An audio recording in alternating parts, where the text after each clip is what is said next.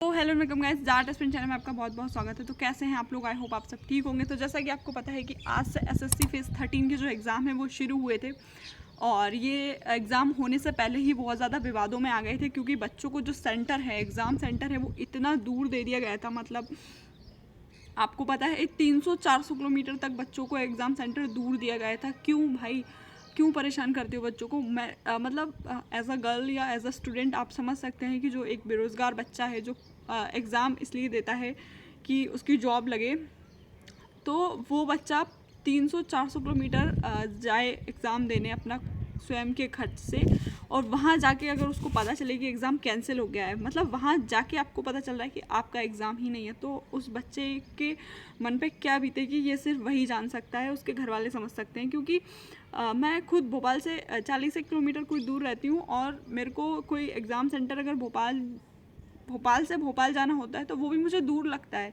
कि भाई 500 रुपये का डीजल जला के हम जाएंगे वहाँ पे, पता नहीं एग्ज़ाम कैसा क्या। तो जो बच्चा इतनी दूर जा रहा है, 100, 200, 150, 300, 400 किलोमीटर दूर, और वहाँ जाके ये पता चल रहा है कि एग्ज़ाम कैंसिल हो गया है, तो मैं तो क्या बोलूँ यार।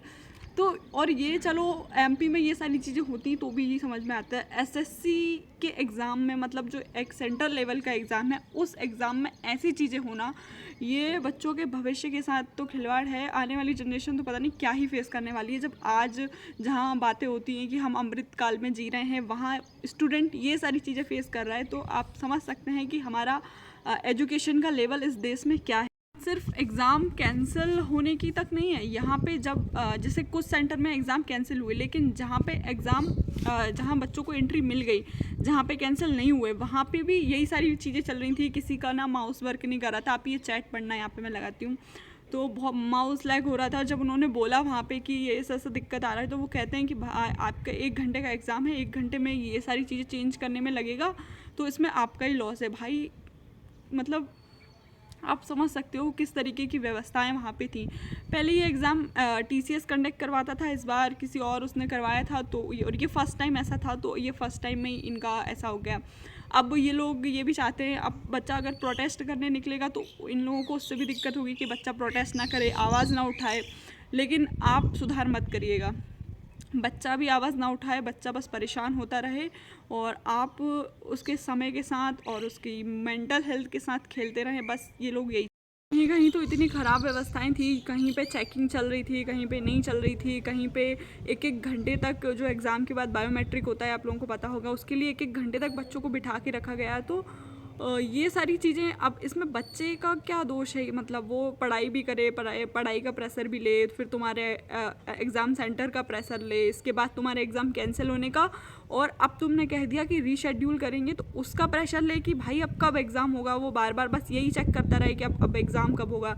इतना पढ़ने के बाद भी ये सारी चीज़ें एक स्टूडेंट फेस कर रहा है इस देश में, बहुत शर्म की बात है, बहुत ज़्यादा शर्म की बात है। और इसके लिए भी आवाज़ उठाने अभी कोई जाएगा तो उसके खिलाफ कुछ बच्चे ही आके खड़े हो जाएंगे कि ये ऐसा ऐसा करते हो, तुम लोग ऐसा करते हो, तो इस वजह से ऐसा होता है। पर सच में यार, सिस्टम बहुत बहुत ज़्यादा करप्ट हो चुका है, और हम तो एमपी के युवा हैं, और एमपी के युवा तो इस दर्द को बहुत अच्छे से जानते हैं, क्योंकि वो तो इतने सालों से ये सारी चीज़ें फेस कर रहे हैं। पटवारी घोटाला हुआ, कांस्टेबल घोटाला हुआ, इतने सारे घोटाले हो रहे हैं, तो कब तक फेस करोगे भाई? कब तक इन सारी चीज़ों को बस झेलते रहोगे?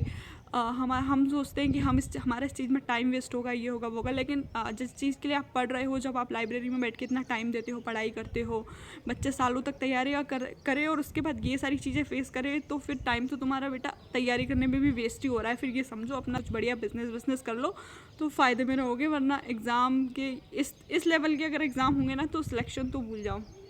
क्योंकि कहीं कहीं सुनने में आ रहा है कि मतलब बहुत सारे सेंटर इस तरीके के इन्होंने सेंटर प्रोवाइड करे, मैं देख रही थी, इतने ऐसी ऐसी जगह पे सेंटर दे दिए, मतलब कि वहाँ पे आराम से कोई भी जो धांधलियाँ चलती हैं आराम से हो सकती हैं, कोई दिक्कत नहीं आएगी करने में, क्योंकि छोटे छोटे सेंटर रहते हैं, वहाँ पे ये सारी बड़ी बड़ी छोटी छोटी चीज़ें होती रहती हैं। तो बस मेरा यही बोलना है कि अगर कुछ गलत हो रहा है तो देखो मत, सिर्फ आवाज़ उठाओ। और ये आज जो हुआ है ये तो बहुत ही ज़्यादा गलत हुआ है। तो बस अगर आपका एग्ज़ाम था तो अब देखो कब डेट आती है, क्या होता है। बाकी वीडियो को लाइक कर देना और चैनल को सब्सक्राइब कर देना, और कमेंट सेक्शन में ज़रूर बताना आपके क्या विचार हैं इस पर, क्या अब नेक्स्ट स्टेप क्या होना चाहिए एसएससी वालों इनको क्या स्टेप लेना चाहिए अब क्योंकि अब इन्होंने अब या तो इनको वापस TCS को लाना चाहिए एग्ज़ाम कराने के लिए, या फिर इसी में क्या ही ये सुधार करेंगे भाई। अब मैं तो क्या ही बोलूँ। तो चलिए वीडियो को लाइक कर देना, चैनल को सब्सक्राइब कर लेना। Thank you so much.